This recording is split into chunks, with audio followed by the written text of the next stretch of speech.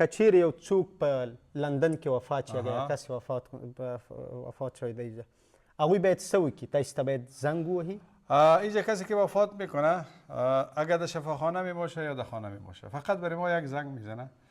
امی دیت سرتیفیکیت یا بریال سرتیفیکیت یعنی که یک ورق است از قنسل میگیره و از شفاخانه خط او وظیفه خودشان است که باید بگیرن به خاطر که برای ما نمیته امور که بگیره برای ما روان میکنه ما دیگه کار از اونا خلاص است ختم است. ما امبولانس داریم امبولانس خود روان میکنیم جنازه را از شفاخانه باشه از خانه باشه پیکاپ میکنیم میبرداریم میایم اینجا میاریمش در مسجد کولدروم داریم سردخانه داریم شستشوی خانه داریم در کولدروم میمانیمش باز دیگه مراحل پیپرورکش ما خود ما خلاص میکنیم.